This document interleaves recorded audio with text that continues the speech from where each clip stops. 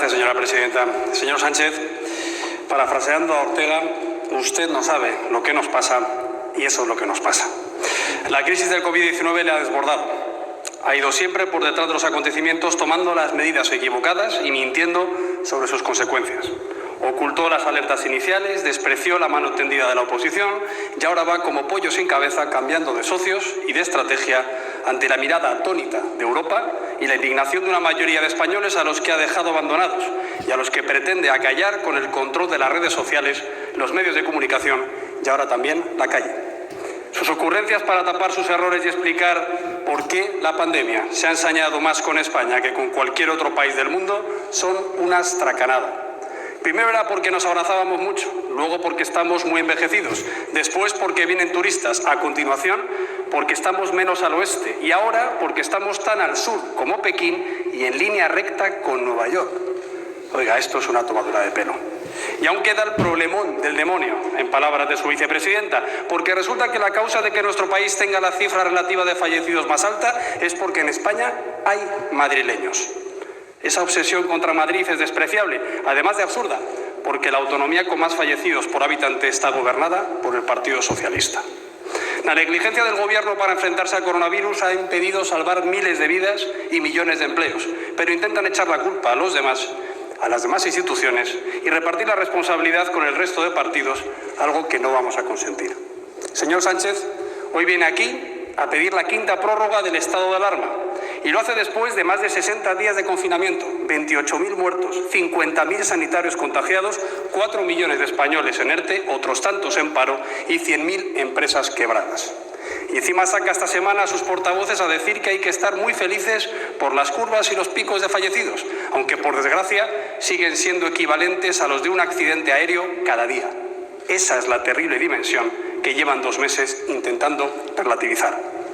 Y ese es el balance real de los poderes extraordinarios de los que usted ha disfrutado. Por eso no podemos prorrogárselos más. Sería una irresponsabilidad y no lo vamos a cometer. Hasta aquí hemos podido llegar. En su última homilía se atrevió a decir que sus medidas habían evitado 300.000 muertes y 30 millones de contagios. Hoy dice que esto no son conjeturas y se queda tan tranquilo. No sé de dónde saca estas cifras, me imagino que del mismo sitio que sus informes de Oxford, de la Johns Hopkins y de la OCDE, es decir, de su factoría de fake news. Pretende que elijamos entre usted o el caos, pero es imposible, porque el caos es usted. Y lo más grave es que usted asume que es incapaz de proteger a los españoles más que con esta brutal reclusión. Evidentemente se evitan contagios encerrando en casa a 47 millones de personas, igual que se evitan accidentes laborales y de tráfico, así también. Pero eso no puede ser una medida ilimitada porque acabaría con nuestras libertades, con la prosperidad y con nuestro estado del bienestar. Porque su plan ha sido un fracaso, señor Sánchez. Todo lo que dependía de usted ha salido mal. ¿O me puede decir alguna cifra positiva en su gestión de la crisis? ¿Número de contagiados, fallecidos, sanitarios, infectados, parados? ¿Quizá el porcentaje de test realizados o de material adquirido a tiempo? Nada. Que hoy ponga de ejemplo la cancelación del Mobile World Congress ya es el colmo. Precisamente fue su gobierno el que se opuso a ese cierre y tachó de catastrofistas a los organizadores, aunque ya tenían las alertas de la OMS y la UE en su poder. Pero en su universo paralelo, usted lo hace todo bien. Ya sabemos que es usted perfecto y que no comete ningún error. La culpa es del PP, de los ricos, de los bulos, de la prensa, de los mercados, hasta de la geografía. Todo es una conspiración que hace que ese virus derechista y burgués se cebe con España para poner a prueba al mejor presidente de la historia mundial. Pero su problema es que ya nadie le cree. Como en el cuento hace tiempo que alguien gritó que el rey iba desnudo y ya no hay propaganda ni mitin televisado que le consiga disfrazar. Su problema no son las caceroladas, que bien que las organizaban ustedes contra el jefe del Estado. Ni tampoco las protestas en Núñez de Balboa, ni en otros tantos barrios donde los ciudadanos tienen el derecho a criticar y el deber de hacerlo en condiciones de seguridad. Su problema está en Aluche y en las colas kilométricas para pedir una bolsa de comida, como sucede en tantas asociaciones y parroquias de España. Su problema es la ruina que sus políticas están ocasionando y que pretenden tapar enardeciendo una supuesta lucha de clases que quedó sepultada bajo los cascotes del muro de Berlín hace ahora 30 años. Esa estrategia de estratificación social es irresponsable, pero además no le conviene a un gobierno que encarna la nueva izquierda caviar. Ha incumplido sus propias normas frente al nepotismo y su palabra de no nombrar personas que usaran instrumentos societarios para eludir impuestos, como hicieron hasta 5 de sus ministros y 2 de sus secretarios de Estado. Si vuelven por Tetuán o por Vallecas, podrán ver que muchos de sus vecinos piden libertad y oportunidades, no una mordaza, ni siquiera un subsidio, sino un sistema en el que puedan volver a ser dueños de su futuro con su esfuerzo y con su tesón. El mejor escudo social es el empleo, y la forma de no dejar a nadie atrás es avanzar todos a la vez, no quedarse todos parados. Abandonen ya esas ensoñaciones peronistas que diluyeron ayer varios países e instituciones europeas. Esa ingeniería social es pan para hoy y hambre para mañana. El asalto de los cielos siempre acaba en corralitos y miseria, ya sea en Venezuela, Bolivia, Grecia o aquí. Por cierto, condeno los escraches en domicilios particulares, sean de quien sean y a quien sean. Hay líneas rojas que no se pueden sobrepasar y una de ellas es la intimidación y más aún en el ámbito familiar. Y censuro la hipocresía de los que nos los hacían a los demás como jarabe democrático y ahora los critican cuando lo sufren, mientras amenazan con hacérselos a la oposición desde los resortes del poder, lo cual es aún más grave.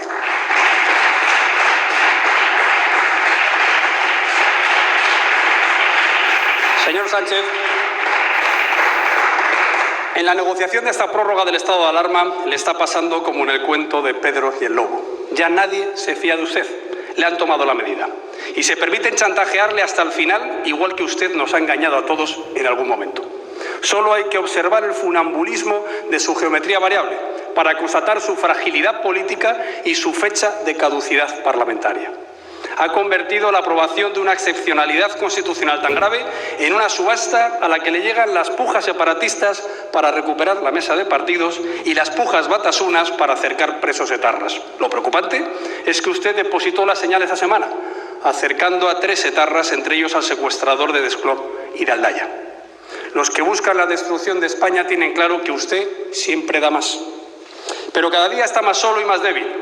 A todos los líderes políticos o territoriales ya nos ha traicionado o despreciado alguna vez y todos hemos tomado buena nota. Ha perdido toda credibilidad institucional y pierde a borbotones la confianza ciudadana. Cada votación es un suplicio para usted y lo que le reste de legislatura será un calvario. No cuento la fábula del escorpión y la rana porque ya la traje aquí en su investidura y no quiero aludir a ningún otro partido. Pero es evidente que el embuste va en su naturaleza y no puede remediarlo, aunque se perjudique a sí mismo. Aún así, siempre juega fuerte, sin importarle el coste de sus pulsos para los demás. Y así va, de victoria en victoria pírrica hasta la derrota final. Ese coste también es institucional. Durante este estado de alarma, usted ha aprovechado para aprobar un bosque de 210 normas excepcionales. 19 decretos, 113 órdenes ministeriales, 71 resoluciones de ministerios, 5 instrucciones y un acuerdo. Una hipertrofia normativa sin control que es un abuso democrático. Ha impuesto un marco legal a su medida, sin informes del Consejo de Estado, sin tramitación legislativa, sin memoria económica, ni debate mediático o parlamentario. Lo mismo hace con las comunidades autónomas a las que informa de sus decisiones arbitrarias por la prensa y oculta las razones técnicas por las que les pasa o no de fase o les da o no financiación para luchar contra la pandemia. Puro despotismo administrativo. Y así, en estos 2 meses, han puesto 1 millón de multas por saltarse el confinamiento usando la ley que llaman mordaza, pero ninguna a los miembros del Gobierno que se han saltado la cuarentena. Se puede identificar a todos los que salen a pasear, pero no a los supuestos expertos que dictan sobre nuestras libertades sin más referencia científica que el pulgar para arriba o para abajo. Manda helicópteros de antidisturbios a unas concentraciones en Madrid, pero ponen alfombra roja a los aquelarres a favor de etarras en Navarra. Los que hemos perdido a un familiar estos días no hemos podido despedirle, pero ayer se permitió el funeral multitudinario en Córdoba del líder de Izquierda Unida. Suspenden todo trámite administrativo y cierran el portal de transparencia, pero no la entrada de su vicepresidente al CNI ni el nombramiento a dedo de otros 26 cargos políticos. Ya no disimulan ni en el CIS. Si ya fue un escándalo que en la anterior preguntaran si los ciudadanos tenían derecho a criticar al Gobierno, ahora preguntan si la oposición podemos hacerlo. Como le preguntaría a Patxi López, ¿Pero usted sabe lo que es una democracia? En estos 2 meses ha tenido tiempo y presupuesto para hacer 2 encuestas electorales debidamente cocinadas, en lo que ya roza la malversación de caudales públicos a favor del partido del Gobierno, pero solo ha sido capaz de hacer una de las 3 oleadas necesarias de la encuesta de seroprevalencia. Y con todo esto, todavía pretende que le apoyemos esta prórroga de un estado de alarma que ya es un agujero negro para nuestras libertades públicas. Señor Sánchez, después de apoyarle 2 meses y 3 prórrogas sin pedirle nada a cambio, hace 30 días y otra vez hace 15 días le avisé responsablemente de nuestro cambio de voto, siempre con 2 semanas de anticipación para que usted pudiera también hacer su propia desescalada hacia la normalidad democrática. Nuestro grupo y otros le pedimos un plan B, pero hoy vuelve a traer aquí su fallido plan A y casi multiplicado por 2.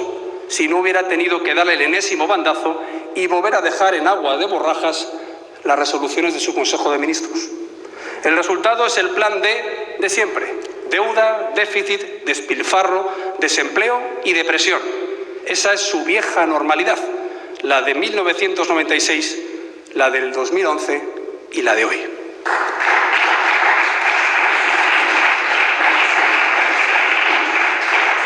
Precisamente, esta semana se han cumplido 10 años del mayor recorte del estado del bienestar de nuestra historia, que usted votó como diputado del señor Rodríguez Zapatero. Congelación de las pensiones, bajada del sueldo de los funcionarios y reducción drástica del presupuesto sanitario, social y de inversiones públicas. ¿Se acuerda? Parece que el socialista es el único gobernante que tropieza con la misma piedra no 2, sino 3 veces. Y una década después, la historia se repite. La ocultación de la realidad con los brotes verdes o la V asimétrica.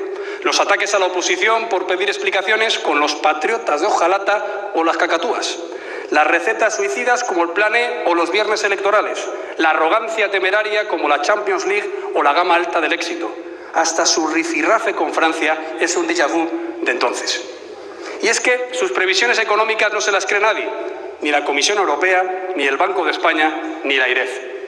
Con un hundimiento del PIB de más del 10%, ¿pretenden que nos creamos que los ingresos caerán solo el 5%? Para que se hagan una idea de esta broma. La anterior caída más drástica de la economía fue, evidentemente, con otro gobierno del PSOE, en 2009, cuando el PIB cayó un 3,8% y los ingresos se desplomaron un 17%. Ya nadie duda de que tendrá que pedir el rescate a Europa y su obligación es informar a los españoles sobre cuándo va a recortar el estado del bienestar. Ahórrese el escarnio que le supuso a su predecesor presentar el decreto Trichet después de un año negando la evidencia.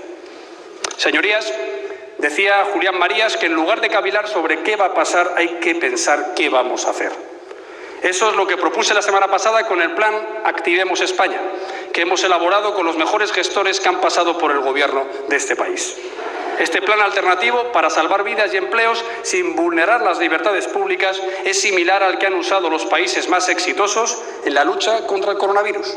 Primero, proteger a la población mayor y enferma con todos los recursos que hagan falta de atención sanitaria y social o domiciliaria.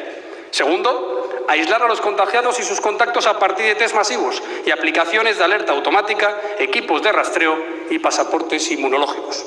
Y tercero, desconfinar al resto de la población con la obligatoriedad de usar mascarillas para que podamos volver a trabajar y a levantar el futuro de nuestras familias y el de España. Solo así podremos convivir con este virus hasta que haya una vacuna o tratamiento dentro de meses o años, sin arruinar nuestro país ni causar problemas derivados de salud física y mental. Más aún con la baja tasa de inmunidad que tiene España. La pregunta es, ¿por qué no lo ha hecho esto el Gobierno antes? Pues por su imprevisión en la compra de mascarillas. Si no eran capaces de garantizárselas ni a los sanitarios que se jugaban la vida indefensos, ¿cómo iban a hacerlas obligatorias para el resto? También por su incompetencia para gestionar la desescalada segmentando por grupos de población con test masivos. Llegaron tarde y defectuosos y prefirieron ocuparse en manipular los rankings que en hacerlos. Y luego por su ideología sectaria, que han antepuesto a la eficacia para luchar contra la pandemia. Esta semana el Gobierno ha reconocido que 600.000 manifestantes fueron al 8M y el forense dice que sí que hubo contagio masivo. Esa sí que fue la bomba de neutrones que decía el actor de los scratches por Excalibur en su comedia negra de televisión española sobre el coronavirus. Señor Sánchez, No sé si usted está dispuesto a pactar algo en la Comisión de Reconstrucción. Lo dudo al ver que ha puesto de vicepresidente a un comunista abogado de las FARC. Pero nosotros sí hemos propuesto que acordemos allí un pacto de Estado Cajal por la sanidad, la atención a los mayores y el impulso de la investigación y la industria sanitaria española. Al igual que se hizo con el Pacto de Toledo y las pensiones, creemos que hace falta estabilidad política para garantizar la adecuada financiación de la sanidad y la adaptación de nuestro excelente Sistema Nacional de Salud a la lucha contra las pandemias. Para ello, proponemos medidas como reforzar la atención primaria, domiciliaria, telefónica y telemática, así como crear un depósito centralizado de material de protección y un pool nacional de personal de refuerzo. Además, planteamos la constitución de una Agencia Nacional de Salud Pública y Calidad Asistencial, con representantes permanentes de todas las autonomías bajo el mando de un representante estatal que contaría además con una unidad especializada de seguimiento y prevención de pandemias. Señorías, en materia económica proponemos un plan para evitar el rescate y los recortes sociales a los que nos dirige este Gobierno como un coche sin conductor, cuesta abajo y sin frenos. Necesitamos recuperar la reputación de nuestro país después de las falsedades remitidas a Bruselas que han erosionado nuestra credibilidad. Casado, tendría que nuestros compromisos terminar, por favor. Crecimiento económico. Gracias. Con 18 millones de españoles percibiendo un sueldo o prestación pública y solo 11 millones de ocupados en el sector privado, la sostenibilidad del estado del bienestar está en riesgo. Y eso no se arregla con una subida masiva de impuestos como propone su Gobierno. Hay que poner en marcha un nuevo ciclo reformista, paralizado durante años, para recuperar competitividad y flexibilidad y volver a atraer inversión exterior con seguridad jurídica, certidumbre fiscal y reducción de los costes laborales y burocráticos. Lejos de las actuales políticas de despilfarro estructural, hay que fijar un marco que ayude a los empresarios y autónomos a crear empleo suficiente para todos, que además permita pagar los impuestos necesarios para sostener las pensiones, la sanidad, la educación y los servicios sociales. Para paliar los estragos de la crisis, proponemos pagar de inmediato los ERTE pendientes y ampliarlos hasta fin de año, igual que la prestación por cese de actividad de autónomos. Y crear contratos bonificados para incorporar a trabajadores despedidos por la crisis del COVID-19. Planteamos también incrementar la liquidez para autónomos y pymes, que estiman que necesitan el doble de lo autorizado por el Gobierno. También se debe ampliar la tarifa plana para autónomos y exonerar de impuestos a las empresas nuevas o reabiertas tras quebrar este año. Hay que bajar el gasto burocrático con la reducción de un Gobierno elefantiásico, la cancelación de la subida de sueldos de cargos públicos y con el impulso de la digitalización, el teletrabajo y las leyes de unidad de mercado, segunda oportunidad y emprendedores. Y además hay que realizar planes específicos para los sectores más afectados, que es justo lo contrario que está haciendo el Gobierno. La vicepresidenta cuarta ha demonizado la automoción y luego a los hosteleros diciéndoles que si no quieren, que no abran.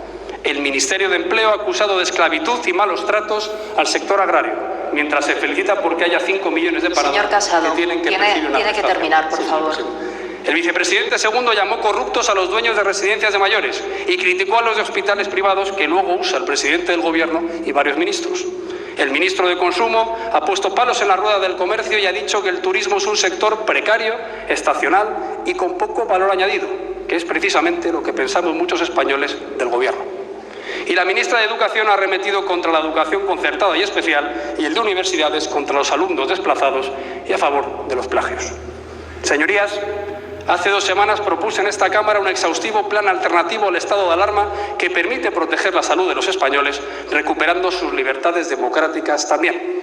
Una especie de desescalada jurídica de la excepcionalidad constitucional a la legislación básica en vigor, como ya han hecho los países de nuestro entorno. Tal y como dictaron la presidenta de la Comisión y del Consejo Europeo, el comisario europeo de Justicia ha advertido que hay que realizar intervenciones más específicas en lugar de estados de alerta tan amplios y que hay que volver a la base que nos ofrecen nuestros valores fundamentales, al sistema de controles y contrapesos habitual para que los ciudadanos puedan gozar de nuevo de sus derechos. La semana pasada la Unión Europea volvió a pedir a los Estados Señor Casado, reemplazar... le pido por favor que termine la intervención. Reemplazar los estados de alarma por medidas menos intrusivas e invasivas para el Estado de Derecho. Y el último informe del Parlamento Europeo señala que, con la excepción de España, los países han optado por medidas legislativas urgentes ordinarias. Por eso, proponemos que el mando único sanitario se aplique con la Ley General de Sanidad de 1986, la Ley de Cohesión de Calidad del Sistema Nacional de Salud del 2003 y la Ley General de Salud Pública del 2011, como ya se hizo en la crisis del SARS y del ébola. Esto es lo que ha hecho Alemania en esta crisis. No olvidemos que el artículo 116 de la Constitución y la Ley Orgánica de 1981 no permite al estado de alarma más que la limitación de circulación en horas y lugares determinados. Para limitar la movilidad internacional se puede hacer vía decreto, como hizo el Gobierno antes del estado de alarma con los vuelos a Italia y, por cierto, también con las reuniones multitudinarias o espectáculos culturales y deportivos. Para limitar la circulación intraprovincial se puede hacer con la jurisdicción contenciosa administrativa, como sucedió en varias localidades antes también del estado de alarma. Y para limitar la circulación interprovincial se puede aplicar la Ley del Sistema Nacional de Protección Civil y la Ley de Seguridad Nacional del año 2015. Si se quisiera aprobar un decreto específico como ha hecho Italia, se podría orientar su contenido hacia el reglamento sanitario de la OMS y del Convenio Europeo de Derechos Humanos. Y si se quisiera apoyar en una ley orgánica, como ha hecho Francia, puede aplicarse el artículo 3 de la Ley Orgánica de Medidas Especiales en materia de salud pública del año 86 y modificarlo por vía de urgencia y lectura única en un plazo de 15 días, en base al artículo 93 del reglamento del Congreso. Señor Sánchez, ha malgastado otras 2 semanas para adaptar el marco legal fuera de la excepcionalidad de la que está abusando. Usted se contradice hasta con usted mismo, porque ha intentado hasta el final corregir o conseguir una prórroga de 1 mes, cuando aquí mismo, varias veces, dijo que se ceñiría siempre a la Constitución y a la Ley Orgánica del año 81 con una votación quincenal en el Parlamento. Como decía Felipe González, rectificar es de sabios, pero hacerlo todo el tiempo es de necios. Señor Casado, tiene que terminar, por favor. Tiene que terminar ya. Y no ser controlado por el Parlamento hasta septiembre, es decir, permanecer 3 meses más con poderes excepcionales. Está usted regulando derechos fundamentales, como el de reunión, el de circulación, el de manifestación o el de libertad religiosa a través de órdenes ministeriales. Y eso es una aberración jurídica que denota el escaso respeto que tiene usted por el Estado de Derecho. Señorías, la pasada semana celebramos el 70 aniversario de la Declaración que basa la construcción europea. Schuman decía que la libertad solo asusta cuando se pierde la costumbre de utilizarla. Quizá es eso lo que ustedes pretenden, estabulando a la población y generando una especie de síndrome de Estocolmo por el cual debemos agradecer la libertad condicional que nos conceden para salir en las franjas y condiciones que deciden arbitrariamente, hasta el toque de queda de las 11 de la noche. Señor Sánchez, usted ya ha sobrepasado los límites en un abuso insostenible de la excepcionalidad constitucional.